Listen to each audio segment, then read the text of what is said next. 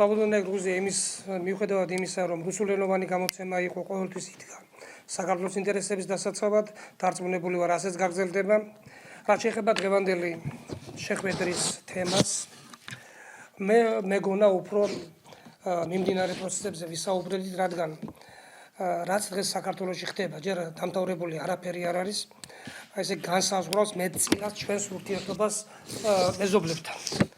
რაც ხდება, ხედავთ ყველა, თითოეული ჩვენგანი ხედავს ამას, ჩვენი ხედვები გვაქვს, ვაანალიზებთ იმის და მიხედვით რა ინტელექტუალური რესურსი გვაქვს, რა გამოცდილება გვაქვს ამ სფეროში. მე მიმაჩნია, რომ ხელისუფლებამ სწორი კურსი აიღო. ეს განსაკუთრებით გამოიკვეთა 2022 წლიდან. ამას ხელი შეუწყო სოფლიოში მიმდინარე პროცესებმა, განსაკუთრებით რუსეთ-უკრაინის კონფლიქტმა, რომელმაც დასაბამი მისცა სწორედ იმ მიმართულებას, რომელიც არჩეული აქვს დღევანდელ ხელისუფლებას.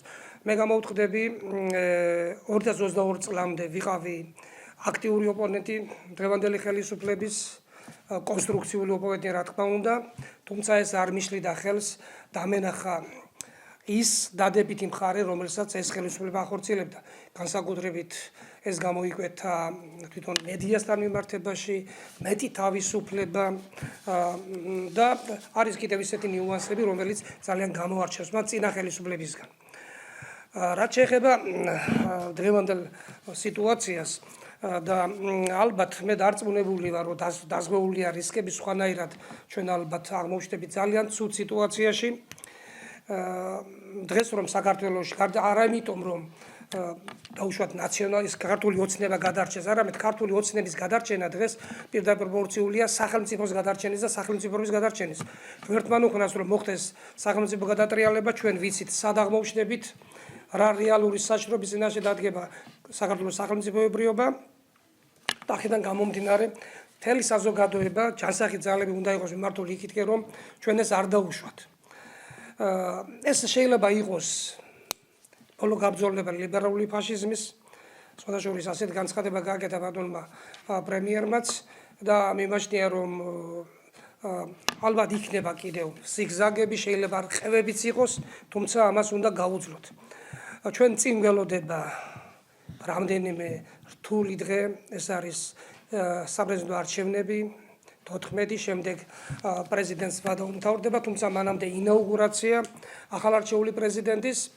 ჩვენ ვხვდებით სალომე ზურაბიშვილის მავნებლობას, ვხედავთ თითოეული ჩვენგანი, ჯერ კიდევ არ არის ამოწურულის დარჩენილი ორი პარასკევი, შეიძლება მან გამოიყენოს კიდევ უფრო განსამძაფრებლად სიტუაციის.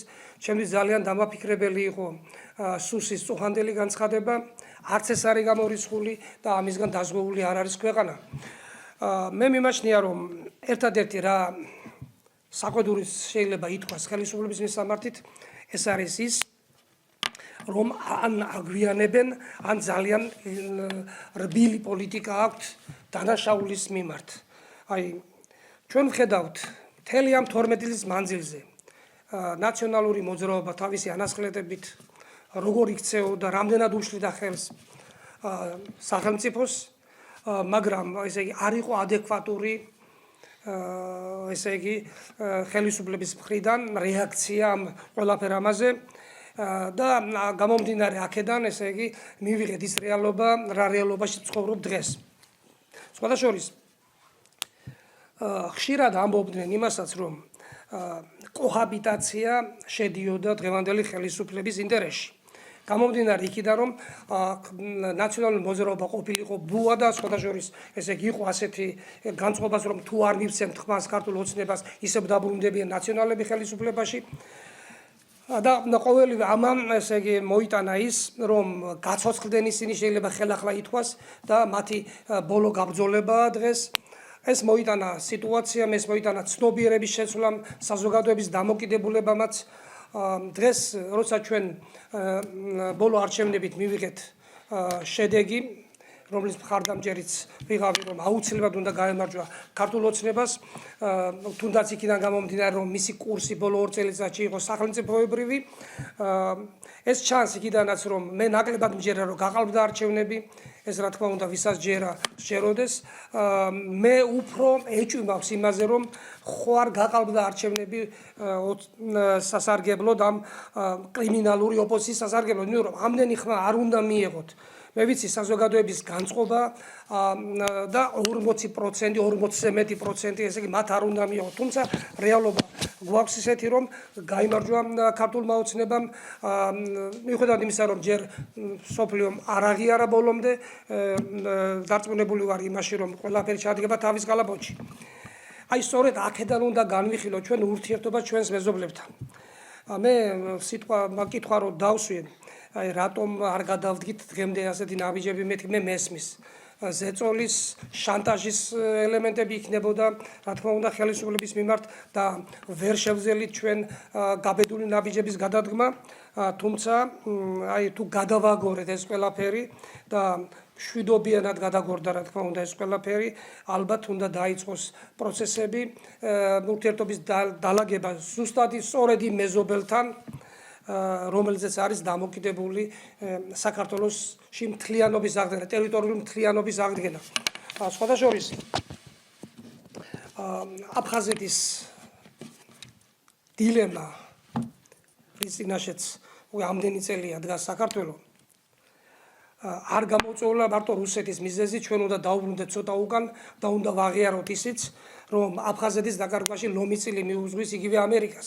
გამომდინარე იქიდან, რომ რუსეთი მაშინ იყო ამერიკის ვასალი ფაქტიურად, ჩვენ გვახსოვს როგორ დაიშალა საბჭოთა კავშირი, ესე იგი რა მემკვიდრეობა მიიღო ესე იგი რუსეთმა, რამდენად იყო სუსტი ის თუნდაც პუტინის გაპრეზიდენტებმა რამდენიმე წელი რუსეთი არ იყო დამოუკიდებელი სახელმწიფო და იმის და მიხედვით თუ როგორ განიცდის აპოზიციები პუტინმა, ესე იგი შეიცვალა დამოუკიდებულება. აქ ხალბატონმა თამარმა ბრძანა, რომ ერთპოლუსიანი სისტემა ფაქტიურად არ არსებობდაო. ნუ ახლა არ ვიცი ჩვენ რას გულისხმობთ მრავალპოლუსიანობაში, ყოველ შემთხვევაში მრავალპოლუსიანობა სათავე დაედო მაინც 2022 წლის შემდეგ, როცა უკვე რეალურად გაცხადდა ესე იგი რუსეთის მიზანი. აქ საუბარი ხალბატონმა თამარმა ახსენა ტრამპი და ბევრს ეს წარმოუდგენია, რომ მშვიდობის მტრედი უნდა იყოს, რომ ის ყველაფერს დაარეგულირებს, რა ნეგატიური პროცესებიც იყო ბაიდენის პრეზიდენტობის პერიოდში. მე განსხვავებით ბევრისგან ვფიქრობ, რომ ეს შეიძლება ასეც არ იყოს და საიდან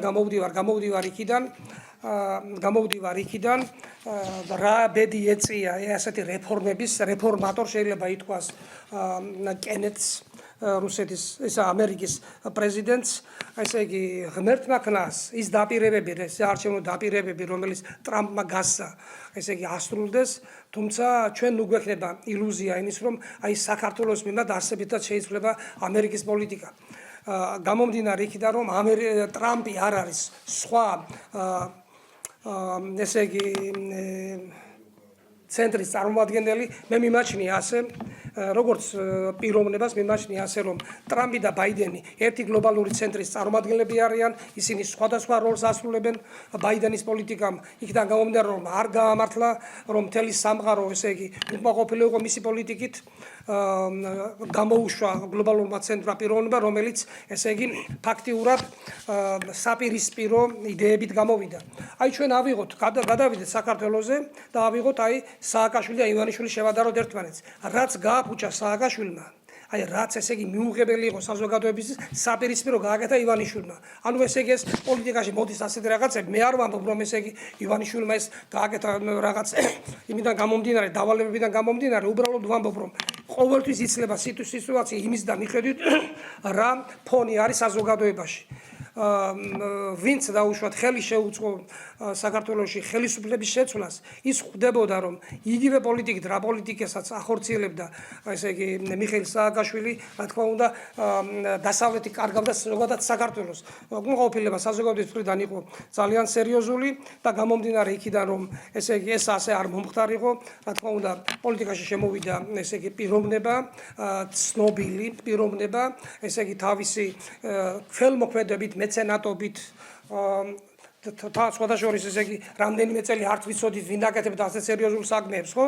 ეს იმას ნიშნავს, რომ ეს მომზადებული იყო ნიადაგი იმისთვის, რომ ბატონი ივანი ბიზნაიაშვილი შემოსულიყო პოლიტიკაში და სწორედ ესე იგი ამ ფიგურის შემოსვლამ დაუსვა წერტილი ფაშისტურ მმართველობას ქვეყანაში.